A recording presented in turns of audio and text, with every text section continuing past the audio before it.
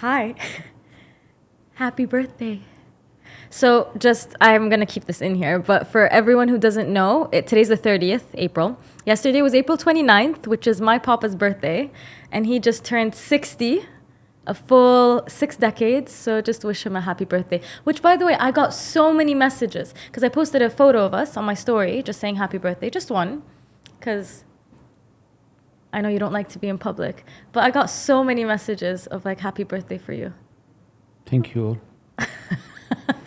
Be a little bit more enthusiastic. That was me being Okay. super enthusiastic. Exactly. Okay. We're going to continue last time's thing, which is I got, bismillah, so many questions, and we barely got through, I think, 6 or 7 of them last time. So I thought we'd keep going. Absolutely. Okay. There is a question that I'm not sure I'm equipped to handle answering, so I'm actually going to give you the floor on this one. But she's a good friend of mine. Her name is Fatima. And she sent a question. Who are you before tradition, religion, and social conditioning got its hands on you? Allah, who are we? The ultimate truth. Okay. Alrighty. That's who you are before... I'll just give you an example. Yeah, go for and it. I witnessed this. And not in one country, but in that specific country, it was almost surreal. I watched children at a young age and how intelligent and brilliant they are. And then I saw them go to school. And I saw the dumbness that happens to them. Yeah.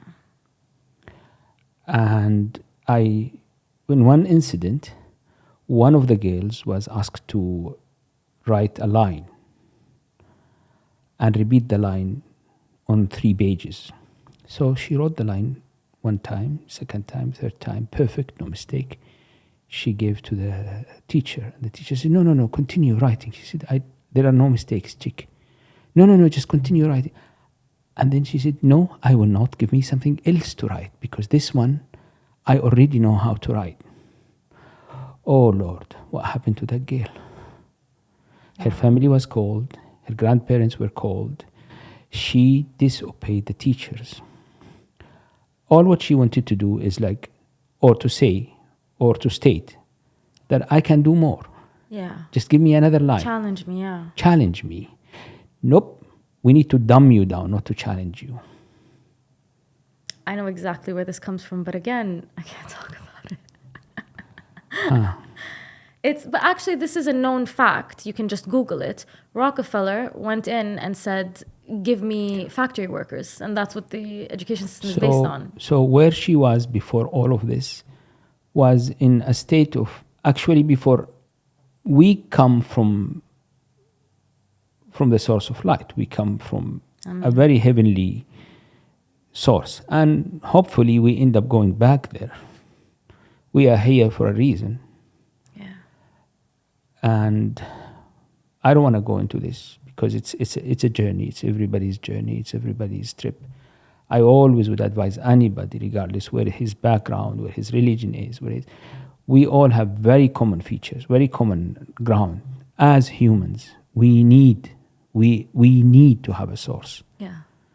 We need to have a destination. We need to have what we call qibla. A purpose, yeah. And just all what we do is try to go back from where we came. That's all. That's the whole journey. Yeah. Just go back from where you came.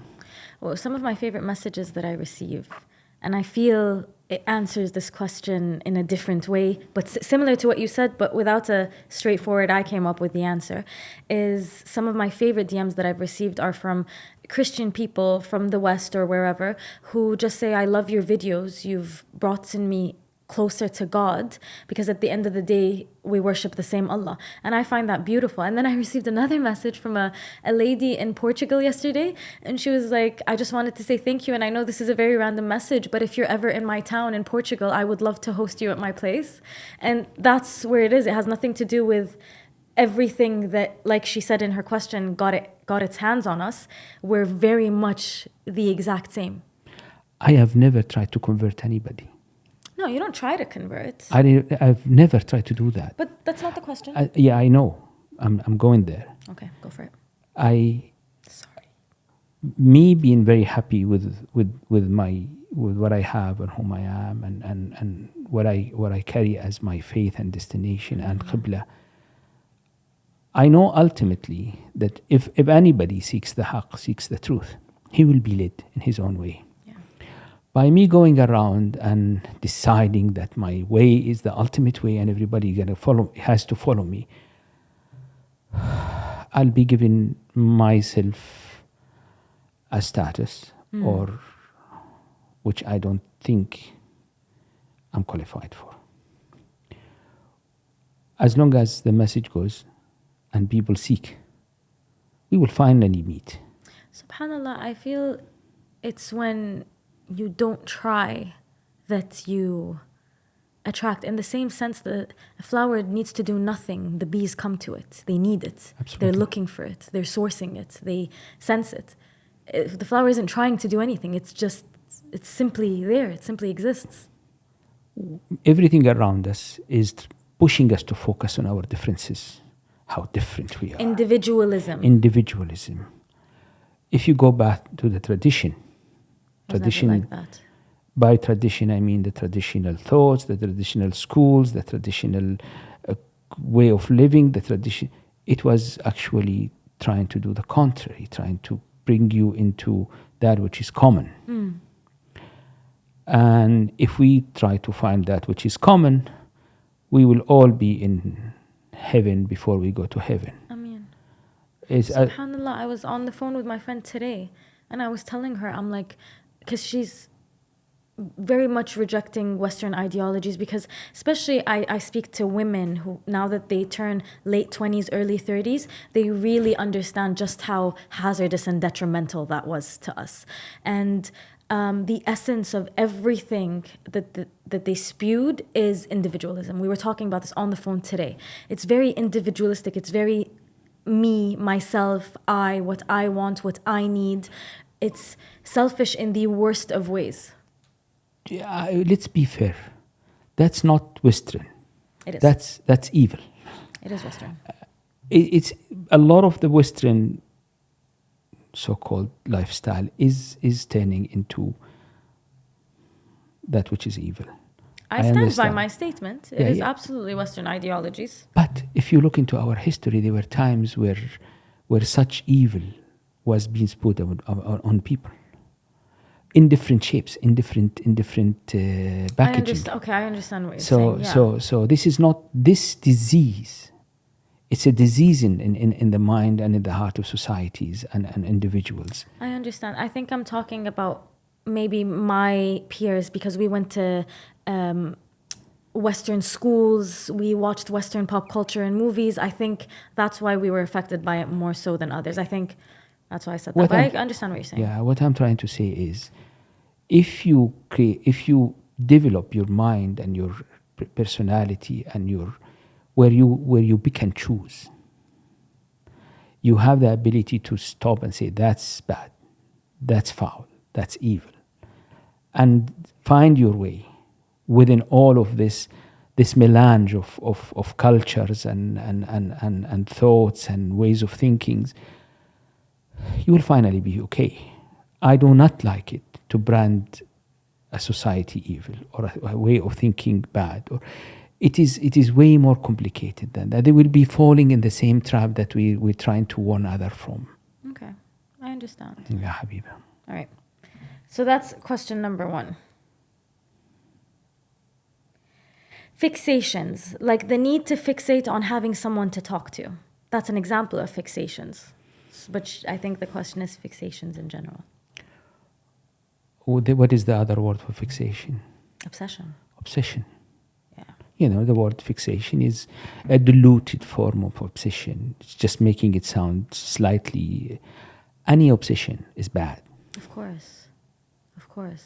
But let's go deeper into her point of like fixating on needing someone to talk to. I think in this case, it's a girl who asked this question, and I think she's referring to the need to have, actually it's presumptuous of me to say maybe a partner or a man to talk to, but maybe she even means a friend, because I know certain people that they can't even not have their friends to be texting and calling and hanging out with 24/7. And she's saying it's a fixation, a need that she can't seem to shake off. Well, again, any fixation, any obsession is going to lead to destruction, is going to lead to ailment, sickness. It's a psychological Where does it come from? disease. It comes from you not being okay with yourself. Yeah, I think it comes from a self-lack, and the inability, to sit with oneself. It's actually truly an epidemic. Now we have to consider one thing. Women by their nature are social. They need to talk. Yeah. If a woman is not talking, means that she's depressed, or she's like, there is a certain amount of words a woman has to say a day. To communicate, to talk is very important for women. And that's by the nature of it. Yeah. And that's granted. Okay. Obsession is different. Obsession is like, if I don't do it, then So you feel anxiety or depressed or sad. So that's the thing, this need to constantly have someone around. and you just touched on the point. It's the anxiety that creates obsession. It's the Of fear. course. It's you see, this is where having a bath, having even the simplest form of spirituality connection helps in such, because no drug, no social therapy, no psychological therapy will help you with that. Yeah. The only way these things can be managed beautifully and actually be turned into something good is by seeking a bath, seeking a higher. I agree. I did a video about this before, and I always tell people, talk to God first. So and the thing about depending on people is that you quickly become a slave to their whims and their presence or lack of presence. So this fixation on needing to have someone, what do you do when they're gone? Try to have 1 hour in a dark room alone with yourself. Just you alone with yourself, with your own thoughts. Does the room have to be dark? Better? I prefer a dark room. I will agree. Yeah. The light makes me a little... Tell me, how do you feel after? I would also add to that, I'd say monitor your thoughts, watch them, and then come out of that hour. Honestly, take down a page, a book, and write down what you thought and how that hour was. Do it the way you want. No, I think that's important. That's very... That you have to give people... an easier path. Not an easier, a path that's clear. You start at the end after 60 years of experience. So, okay, you go into a dark room, but then what? So I would suggest give them something substantial and tangible like homework. People like homework because they can witness a tangible progress. It's important. Very fine. You can, after the hour, write down. Yeah. But And if you monitor your thoughts and then you see an awareness, so for example, they were negative, they were anxious, they were whatever, maybe the next day you're more careful, the next day, and maybe see in a month the difference in your thoughts, the difference in your emotion. If you persevere, the time will come where you actually long for that hour. Yes. And if you persevere, the time will come where you really miss that hour. And if you persevere, the time will come where it becomes your cleansing. You do anything not to miss that hour. Amazing if you can do that even late at night when everybody is sleeping. Yeah. Now, if you can do that, I guarantee you will have no obsessive thoughts. See? Homework. Okay. Thank you. Alrighty. This is a good question. Actually, I think this is a beautiful question, and I think a lot of people will relate to this. How to process anger in a healthy way. There is nothing healthy about anger. But we're human and not saints, Yeah. and we feel it غصباً عنا. Acknowledge it. Don't try to suppress it. Don't try to just acknowledge it. Just if you tell yourself, oh, I am angry, 90% of your anger had just gone. It subsides. I agree. When I get angry and I see myself like I'm about to get angry and I say it out loud, I'm like, I'm about to get angry. I don't. Watch it. People who step from anger to rage to actually doing whatever physical manifesting. It's a split second. Tell them that you are angry, and the first thing they will tell you, no, I'm not angry. It's that anger had thrown you in the denial state. Now you are an animal. Yeah. If you manage to acknowledge that you're angry, well, you've done a great job. I think so too. I will also add, I think the healthiest way to process anger after, if you're able to acknowledge that you're angry and just go like, okay, I am angry or I'm about to get angry or anything along those lines, is the second you acknowledge and you're aware that you're angry, shift towards gratitude. So make it a conscious predisposition that the second you feel anger arising, you switch to gratitude immediately, because the two cannot coexist at the same time. Just immediately list 10 things you're grateful for. It would take a bit of training, but that's exactly what you should Homework. do. Yeah. Obviously, I didn't start off like the first time I learned this lesson. I didn't start off, oh, the second I'm angry, I just listed 10 things I'm grateful for, and it went down. Let's say, la got angry, and the moment passed, I maybe said something I shouldn't have said, or let it affect me too long, because I think more so than saying something I shouldn't have said is I let it fester and affect me longer than it deserved. You know, at an early age, I taught you something about negative learning and positive learning. Yeah. Watch another one. Watch people when they are angry. It's hideous. It's hideous. Yeah. And ask yourself, you want to be like that? You want to look like that? You want to behave like that? No one looks pretty angry. No one. No one looks attractive angry. No one. You look like a filthy hog. Now, I would, but this is a very high level of training. It takes time. When you have staff, when you have children, when you run a society, or you run a tribe, or you run a school, or you run a class, or whatever it is, you need to learn how to act angry, but don't be angry. I think I said this. I said this lesson that you taught me. Not me. I'm saying I said this about something that you taught me. Because I would see you sometimes with an employee or my siblings or whatever. You would get this look like you were about to combust, spontaneous combustion. And you wouldn't raise your voice necessarily. It would just be a statement or a stern whatever. And let's say the person would go and I'd look at you, I'd be like, Dad, you need to relax. You don't need to get angry like that.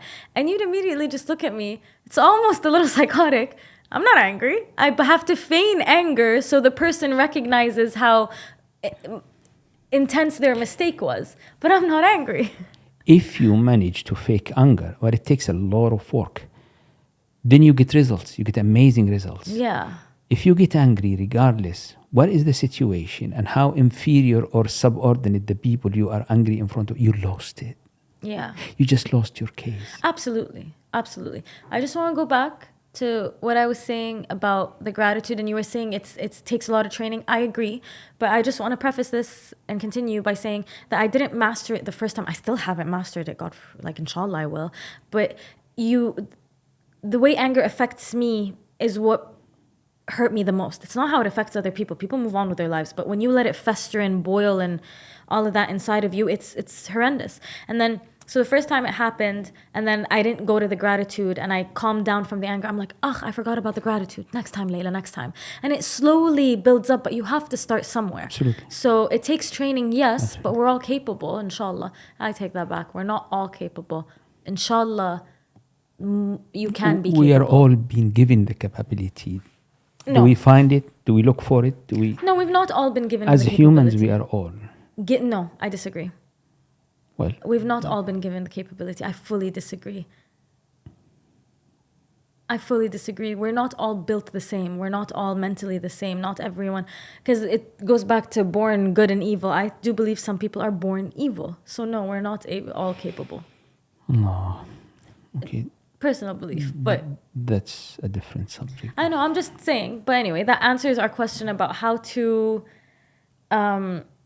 process anger in a healthy way.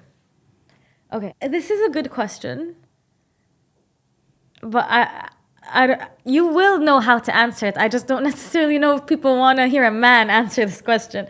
Why a woman should be in her feminine energy? You answer it. Because it's our divine purpose.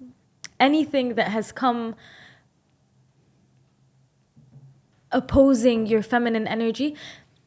I'll explain this actually in the simplest way that I've seen it transpire, and it's phenomenal to witness. When a woman taps into her masculine energy, sometimes out of necessity, she needs to take care of herself or her family or.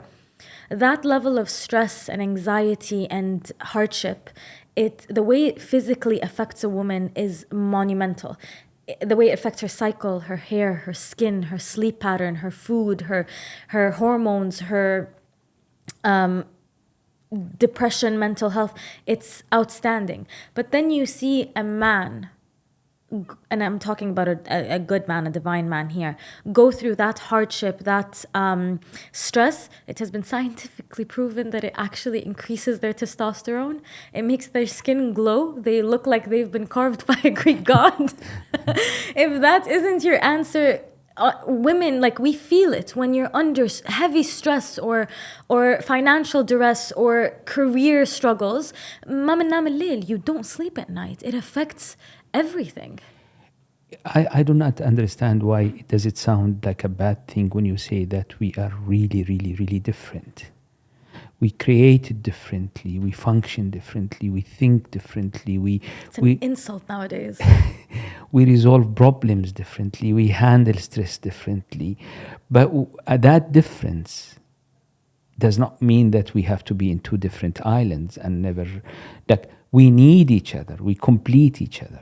Absolutely. Now, why do you need to be in your feminine energy? Because that attracts the masculine energy, the perfect masculine energy. Agreed. That's a big part of it, which I think is important, and I think it is something you should have in the forefront of your mind. Like, it is something to aspire to, just in the sense of, when I say this, people think it's condescending or pick me. I will say one thing though: one of the hardest things to do in this dunya, especially in this day and age, is for a good man and a good woman to unite, to create a beautiful family nucleus, and to stay together, to remain united. It's one of the hardest things to accomplish. Everything is conspiring against it. And everything's conspiring against it. Don't get me wrong, I'm not going to undermine how difficult it can be to make money, but I've seen plenty of people make money. Plenty. Make money, lose money, make money, lose money. Do you know the seldom few that I've found that have created a family nucleus that is divine and holy and holistic? I maybe know one in the 29 years that I've been alive. If that isn't a testament to truly how difficult that is to attain and maintain, I don't know what is. So your divine feminine, yes, I agree with you. Number one, gets you closer to that. Number two, the effect that it has on you, it's so detrimental. That's the second thing I was about to say. Because simply, it is really good for you. Yes. It is healthy. Yes. It is very simple. Why would a man want to be in a feminine energy? You need to question whom he is and what he does and why. Yeah. And there is a lot of misconcept and playing with the words and yes, because they'll tell you, like, we have both inside of us, and then they'll tell you when a man taps into his feminine, and I can understand because that's when he can be softer, or he can help you around the house and cook. And so Rasul alayhi salatu salam used to sew and used to sew, right? I said it right, and do all of that. But you can't say that is the divine masculine. That's the divine masculine. That's the divine masculine. That's exactly. So I think why you should be in your femininity, because everything about it is the truest form of your essence and the healthiest you could ever possibly be. Anything that is not aligned with that hurts you and everyone around you. I will also add one thing. I watched a podcast, and this dude had mentioned that there was a study that had been done where they put 100 men in a room and 100 women in a separate room, and they left them in there for an hour. And by the end of the hour, they asked them the same question. They asked the women, what did you think of the past hour? And they asked the men, what did you think of the past hour? The 100 women replayed previous conversations in their heads. And the 100 men were thinking about something that was coming, like something to come that they needed to tackle and handle, problem solving. If that doesn't show you that we are fundamentally different, I don't know what will. And I will add, I watched one of Shahad Bolson's videos on YouTube, and he said, we're not equal. But who lied to you and said all women are equal and all men are equal? And I really, so simple, but I really thought about it. Not all women are the same. Not all women have the same needs. Not all men are the same. Not all men function the same. Biologically, in our essence, at our core, are we the same? Yes. But do you get what I'm saying? Very much. So anyway, to answer your question, that is absolutely why you should be in your femininity, because it is the greatest gift you can give yourself. It's the greatest gift that's been given to you. You just need to hold it. Yeah, tap into it. I was about to say, actually, you're absolutely right, because I was going to say, when you're in your feminine, your spirituality grows. It can take deeper roots. It can open more doors for you. And I'm talking here on a spiritual realm. Women are healers. You cannot be a healer if you're not in your divine feminine. If women understand how close they are to God, just by the essence of being women. Excuse me, yeah. Alhamdulillah. I mean, okay, beautiful question. So the next question is, why are so many people single these days? Because it's extremely expensive to have a partner. But that's not monetary expense. I know you mean monetary expense or financial. How much time have you got for this question? Actually, it takes 2 years to answer this question. This question takes a long time.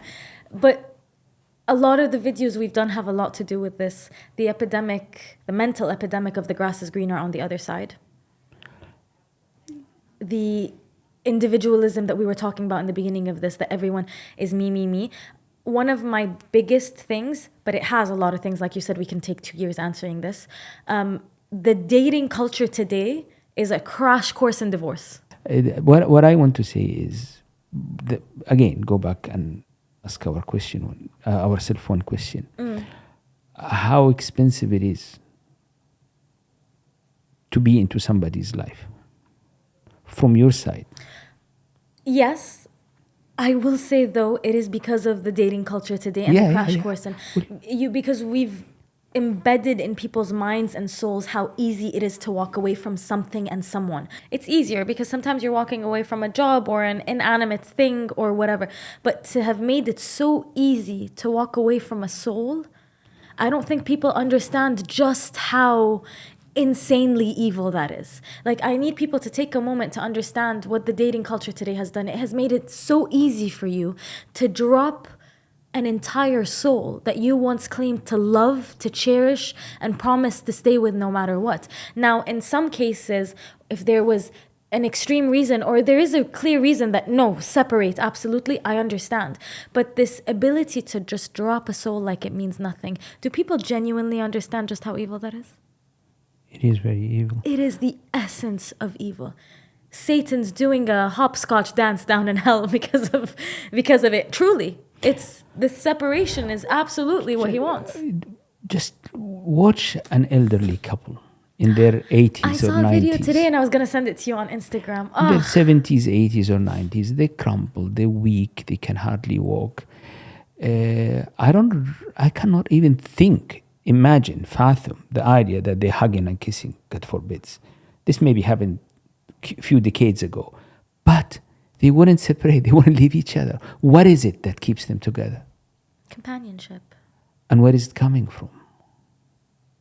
I don't think necessarily all of them are... Actually, you know what? Divine, whether they know it or not. What divine... Companionship is divine. It's by its nature. Being able to spend time with someone for long. But where is it coming from? Is it coming from me evaluating how beautiful she is? Because let me tell you, regardless how beautiful my woman, in 10 years' time, she's a different woman. Like when you say my woman, it makes me so uncomfortable. That's an example, Baba. I know. Every time you say something like this, I gag. I die a little inside. Okay. Any man. Think of your woman in 10 years. She's different. Of course. Think of yourself in 10 years. You are different. So what keeps us together? Mawadda. المودة وجعلنا بينهم مودة ورحمة. Yeah.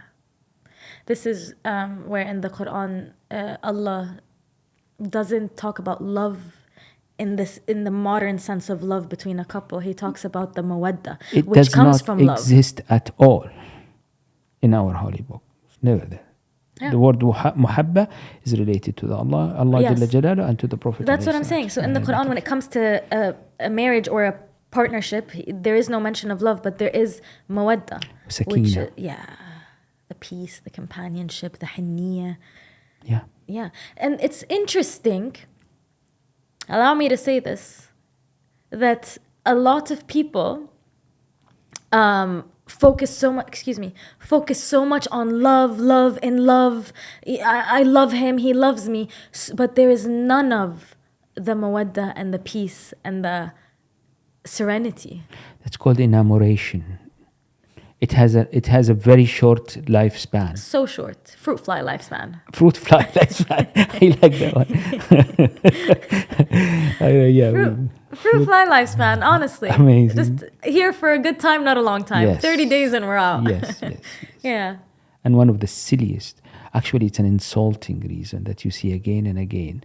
Why did you leave him? Why did you leave her? Oh, I fall out of love. تقع على وجهك. روح عن جد بلاش خليني ساكتة. I fall out of love. إمك داعي عليك لو حكيت هيك قدامي. تقع على وجهك ما تقوم. أنا لو حدا حكى هيك قدامي, if someone says this in front of me, I'm literally like, your mama does not like you today. But I agree. People, yeah.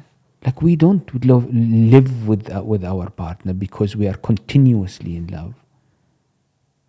No, it doesn't happen like that. Yeah. This idea that's been propagated and all the movies and all the songs and all, like it really caused a lot of damage to societies, and to some societies more than others. I will also add, and it's one of the reasons, like when I say I want an ambitious man or a successful man, people just think, when I'm not saying people, the public here, I'm saying when I'm talking to my close friends, their first assumption, and I pay attention to this, is someone who just has money so he can spoil me. And I'm like, I'm going to stop you right there. Because a dude having mommy, poppy money, it means nothing to me. That means nothing to me. I can't explain to you how little that means to me. But a man who worked for his success, and I'm not necessarily saying has to be a bajillionaire, but successful, and success comes in many different shapes and sizes. But a man who worked for his success, who didn't give up, that is the man who knows the value of working hard for something good and how to keep it and maintain it. That philosophy can then trickle down into a relationship. He knows the value of maintaining the relationship with a good woman. It's not easy.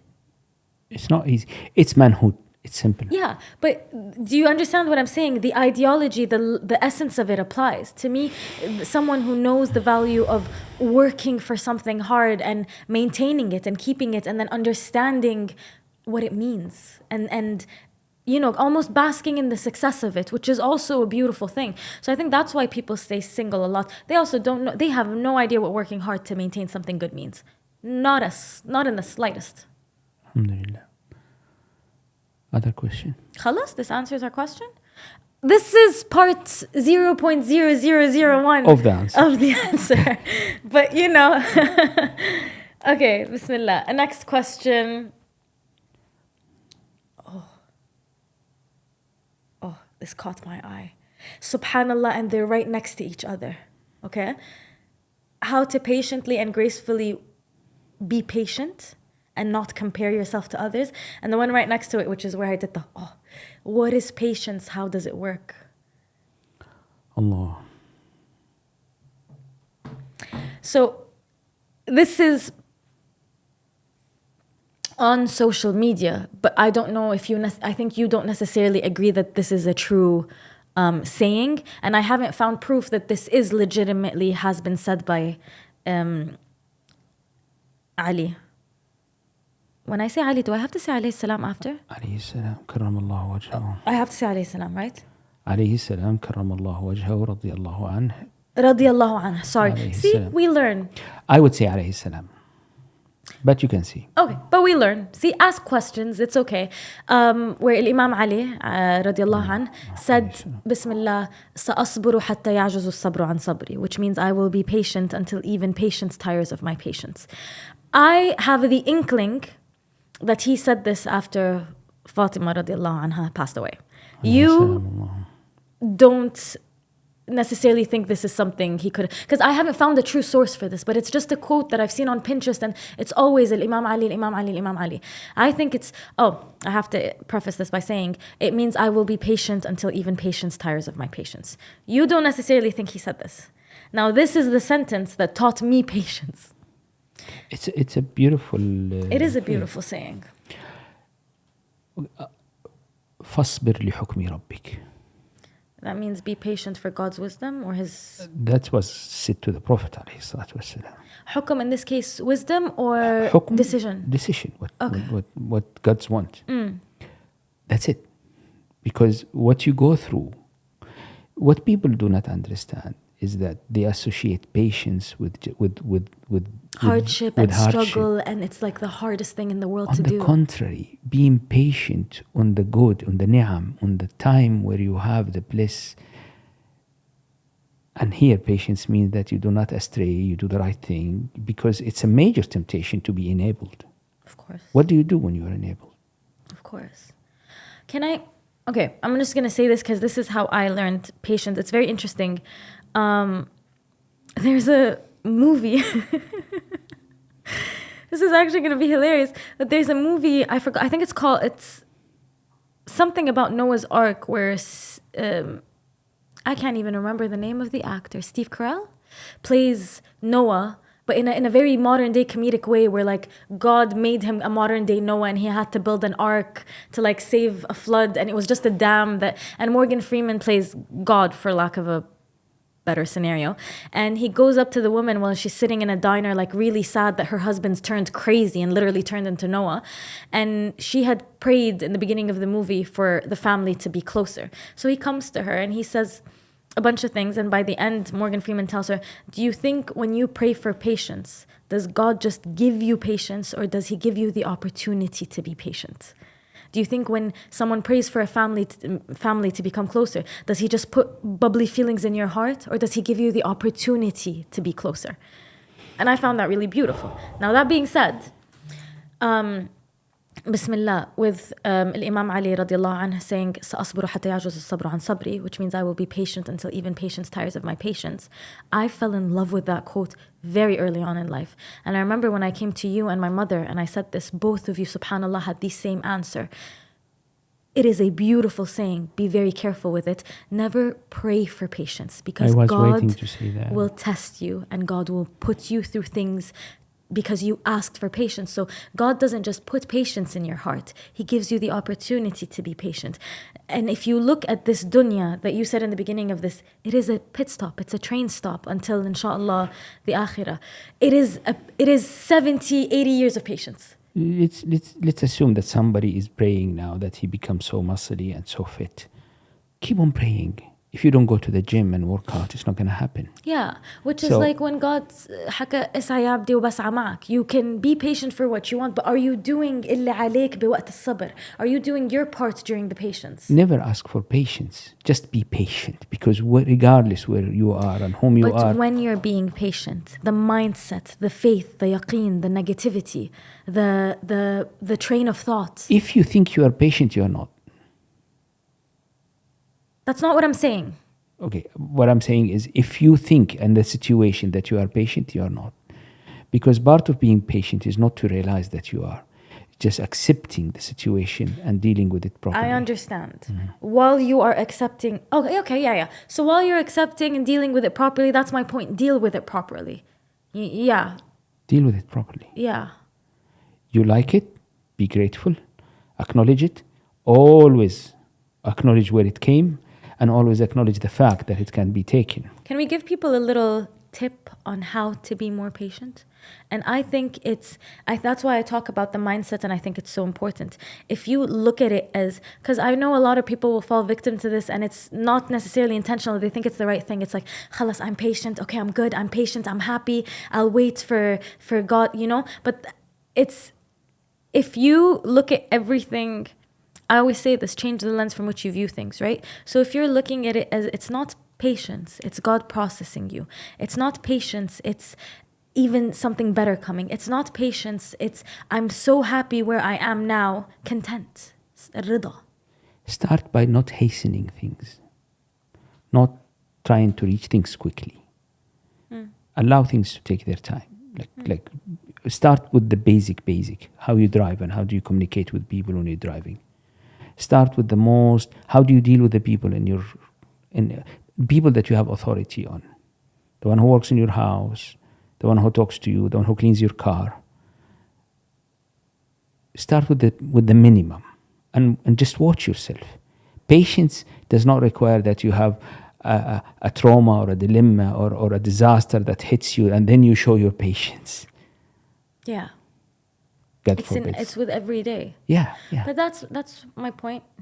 You steal my ideas and then you say them like they're your own. I don't My know. father, That's why you're ladies my and daughter. gentlemen. Okay. Someone said Palestine, and I'm just going to say repping my people. Game recognizes game. Honestly, I will say this. All of this, to me, I credit to the Palestinian essence in my soul. Game recognizes game, Abdussalam. Alhamdulillah ala kulli hal. Assalamu alaikum wa rahmatullahi wa barakatuh. Today was awesome. Thanks, Dad. Love you. Wish him a happy birthday, guys. I love you too. Assalamu alaikum.